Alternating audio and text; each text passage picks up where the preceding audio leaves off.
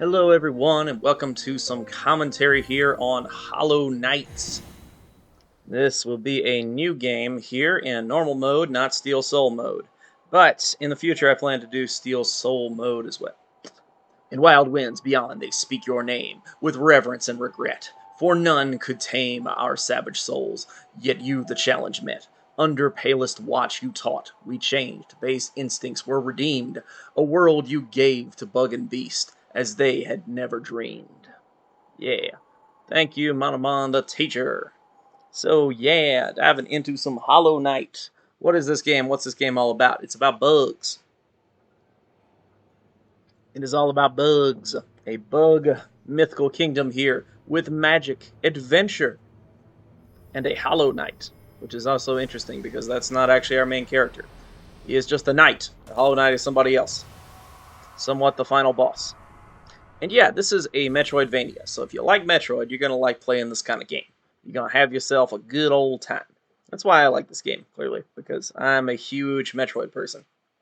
Love me some Metroid, if the thousands of Metroid videos I have were not enough evidence for that.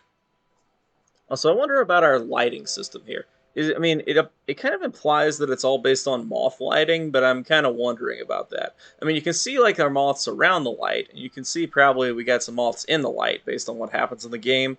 But like, are all the lights, are they all moth based? How did they get oxygen then in there? Am I overthinking a cartoonishly drawn video game?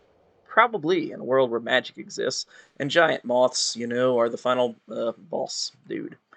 The Radiance, yeah. That's not a spoiler, is it? Anyway, is that why the Radiance is so upset?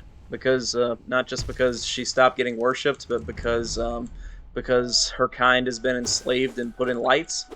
I mean, I kind of think the lore implies differently, but you can be the judge of that one. Alrighty, so off the bat, we are the knights here.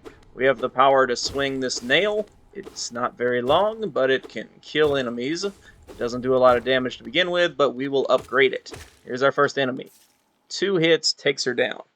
Yep, brightness on my computer's bugging me. 1 second, y'all. Okay. There we go. Now I can stand this. Alrighty. Also, I'm not playing this on a computer. I was talking about my capture card. Yeah, these things happen. Anyway, so yeah, we're playing some Hollow Knight. We have the power to swing this little sword, and that's about it. Collecting ourselves some Geo. That is the currency of the game. You gotta love a game that dives right into making money right off the bat. My kind of game. Alrighty. Swag Pogo here. Alrighty, so the game's trying to tell you how to play the game, but I already know how to play this game. I've played this game about 4 times. I have a lot to say about the game. I can say that some of the game is really awesome, like the beginning, and most of it, and almost everything up until the ending. Now, the ending I have problems with. Not really the Hollow Knight, but the Radiance. The Radiance can be a tough boss battle. Now, I'm not one of those people who likes dodging attacks. I think that part's pretty clear from what I've said on Metroid Dread. I'm not a stealth person. I'm not a dodge attack person. I'm a face tank person. And if you make a boss I can't face tank by, doing double damage and not letting me use my charms properly at that point, then it's kind of a problem. Now, I know you can use... There's a good charm combinations. They're good... Ugh. What am I saying? There are good charm combinations in this game that can really work well for anybody who wants to face tank enemies.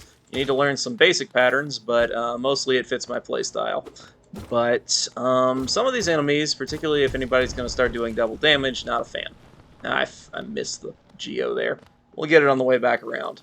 Alrighty, so little hidden area down here. We're going to pick up our first little charm over here after we learn the power of pogoing. I have not explained the setup of this game like at all, so sorry about that. I was just complaining about the final boss. Okay, so you can pogo things kind of like in Shovel Knight.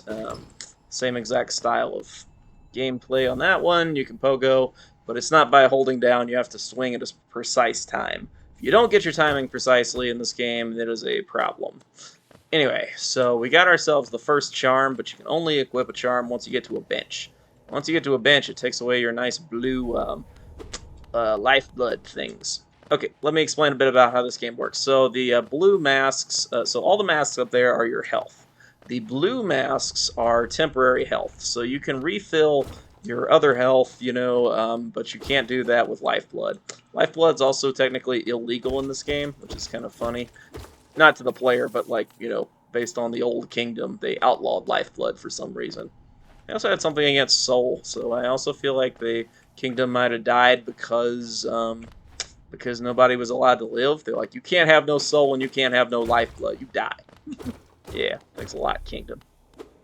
There's a lot of lore in this game. I'll try to touch on some of it as we get to it. But yeah, mostly this game's all about the gameplay. That's what we care about. Care about having ourselves a good old time. So right off the bat, you can't really do much. You can walk, you can jump, you can stab stuff, you can pogo. That's about it. You can also heal. We haven't had an occasion to do that yet, but that's a thing too. Alrighty, so we're walking on into town here. Here we are, jumping our way through town because they slow us down. Talk to this guy if they would let me, but they won't yet because they want me to be walking in here. Oh there, traveler, I'm afraid there's only me left to offer welcome. Our town's fallen quiet, you see. The other residents, they've all disappeared, headed down that well, one by one into the caverns below. Used to be, there was a great kingdom beneath our town. It's long fell to ruin, yet it still draws folks into the depths. Wealth, glory, enlightenment, the darkness seems to promise all things. I'm sure you too seek your dreams down there. Well, watch out. It's a sickly air that fills the place. Creatures turn mad and travelers are robbed of their memories, not to mention their geo by me. Perhaps dreams aren't such great things after all. Well, you're a little depressing, dude. Here's our first bench, so we're going to equip our first charm over here, which is this old charm. And yeah, we're going to head on down into the depths like this guy said not to do. But we're going to do that next time, because we have enough content for our first episode. So thank you guys for watching, and I will see you guys next time with the next video. Promise I'll explain a little bit more about how to play the game, and less about going on about the final boss. So stay tuned for the next video, and see you guys later.